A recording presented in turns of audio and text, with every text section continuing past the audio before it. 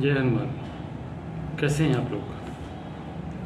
आज हम लोग बात करने वाले हैं केतु ग्रह का कन्या राशि में गोचर हो रहा है। ये राशि ग्रह परिवर्तन 30 अक्टूबर को 30 अक्टूबर को केतु ग्रह, जो कि एक छाया ग्रह है, ये कन्या राशि में गोचर करने वाले हैं। यदि मैं आपसे पूछना चाहूँ कि सबसे शुभ ग्रह कौन सा होता है, तो शायद आपका जवाब होगा गुरु या फिर शुक्र, बुध। परंतु केतु ग्रह को एक शुभ ग्रह भी माना जाता है, क्योंकि केतु और राहु ये दोनों ही छाया ग्रह हैं और हमेशा आमने सामने रहते हैं। राहु हमेशा केतु को सात्विक दृष्टि से देखता है। केतु को मोक्ष का कारक भी माना जाता है। राहु व केतु एक राशि में 18 महीने तक गोचर करते हैं। 30 अक्टूबर को केतु परिवर्तन करेंगे। केतु कन्या राशि में जाएंगे 30 अक्टूबर को।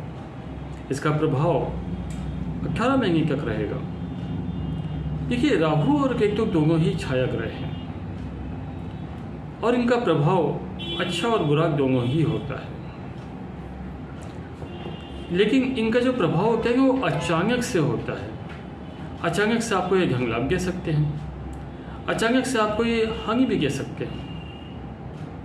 क्योंकि ये राक्षस हैं, इसलिए इनका जो रास्ता जाता है वो बुराई से होकर के जाता है। कोई भी ग्रह आपको लाभ या हानि तभी देंगे जब वो आपके लग्न या राशि दोनों से ही प्रभाव दे रहे होंगे। तो जातकों, कुंडली पर जो ग्रहों का प्रभाव होता है वो विशेष तौर पर आपको प्रभावित करता है। तो वीडियो के लास्ट में मैं आपको बताऊंगा वो प्रभाव, जिससे कि आप अपने कष्टों को दूर कर सकते हैं। हम लोग बात करने वाले हैं वृषभ राशि में जो केतु का परिवर्तन होगा उसका क्या प्रभाव पड़ेगा। देखिए, स्क्रीन पर मैं आपको चार्ट शेयर कर रहा हूँ, जहाँ पर आप ग्रहों की दशा देख रहे हो। और यहाँ पर अगर आपको आपके प्रथम भाव में 2 नंबर लिखा हुआ दिखाई देता है, तो आप समझिए कि आपकी राशि वृषभ है और आपको ये वीडियो देखनी है। केतु का जो गोचर हो रहा है वो 5वें घर से हो रहा है, 5वें घर में हो रहा है। केतु का गोचर 5वें घर में हो रहा है और इसी के सामने राहु 11वें घर में। ये ग्रहों की दशा लाभकारी है। आय में वृद्धि होगी। वृषभ राशि वालों की प्रबंधन शक्ति में भी वृद्धि होगी। आप अधिक ऊर्जावान रहेंगे। कार्य क्षेत्र में भी आप ऊर्जावान रहेंगे। आपके निर्णय प्रभावशाली होंगे। आप समझदारी से काम करेंगे और समझदारी से फैसला करके नेम और फेम भी कमाएंगे। केतु की दृष्टि आपके भाग्य भाव में पड़ रही है, तो यहाँ पर धार्मिक यात्रा का योग बनता है। पिता का स्नेह प्राप्त होगा। आय में वृद्धि होगी। जॉब में आपको प्रमोशन मिलने के योग हैं। बिजनेस भी आपका ग्रो करेगा। केतु की दृष्टि जब लग्न में देखते हैं तो यहाँ पर पाते हैं कि कहीं ना कहीं आपको अकेलापन महसूस हो सकता है, या ये भी हो सकता है कि आप अकेला रहना पसंद करें। और ये भी हो सकता है कि आप स्वयं निर्णय लें। यद्यपि आप स्वयं निर्णय लेने में समर्थ होंगे और जो भी आप निर्णय लेंगे उससे आपको नेम और फेम मिलने की आशा है। अगर आप जॉब में हैं तो जॉब में प्रमोशन मिलने की आशा है, और अगर व्यापार में है तो व्यापार के ग्रो करने की आशा बनती है। परंतु ये गोचर केतु का, चूँकि केतु एक छाया ग्रह है और राहु और केतु का जब भी गोचर होता है तो इसके पॉजिटिव के साथ साथ कुछ निगेटिव प्रभाव भी देखने को मिलते हैं। तो क्या निगेटिव प्रभाव रहेंगे केतु के गोचर के? आपको पेट से संबंधित समस्या बढ़ सकती है। आप अपनी पर्सनल रिलेशनशिप पर भी आपको ध्यान देना चाहिए। वाइफ के साथ संबंध आपको अच्छे रखने हैं। परिवार में बड़ों के साथ संबंध आपको अच्छे रखने हैं। छोटों का सहयोग भी आपको ध्यान में रखना होगा। आपको अपने आप पर नियंत्रण रखना होगा कि आपको अपने संबंध बिगाड़ने नहीं हैं। पिता के स्वास्थ्य का भी आपको ध्यान रखना होगा। अपनी इच्छाओं पर काबू रखना होगा और अपने क्रोध पर काबू रखना होगा।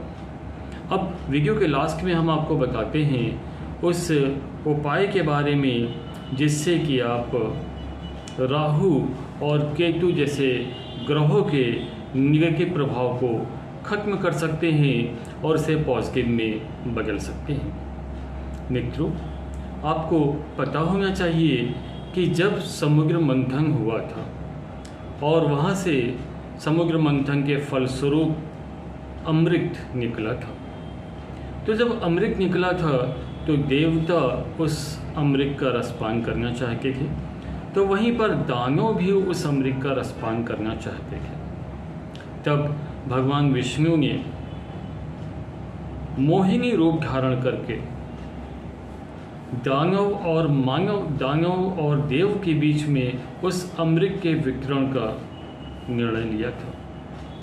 परंतु राहु और केतु बहुत ही चालाकी के साथ में देवताओं का रूप धारण करके बैठ गए थे देवताओं के ग्रुप में और उन्होंने अमृत का रसपान कर लिया था। तब विष्णु जी ने अपने सुदर्शन चक्र से उस राहु और केतु, राहु सिर, केतु धड़ को अलग अलग कर दिया था।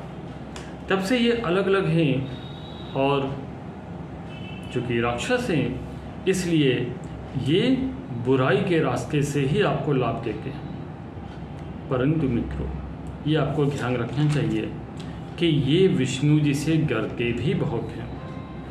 तो यदि आप विष्णु सहस्त्र स्तोत्रम का पाठ करेंगे, विष्णु सहस्त्र स्तोत्रम का पाठ करेंगे तो निश्चित रूप से ये जो राहु केतु का निगेटिव प्रभाव है ये पॉजिटिव में परिवर्तित होगा। एक उपाय और करिएगा, भगवान विष्णु के 10वें अवतार की एक फोटो ले आइएगा और उसे अपनी पूजा घर में स्थापित करके उसकी रोज आप पूजा अर्चना करिए। राहु केतु का दुष्प्रभाव समाप्त हो जाएगा। यदि आप शिव जी को जल अर्पित करते हैं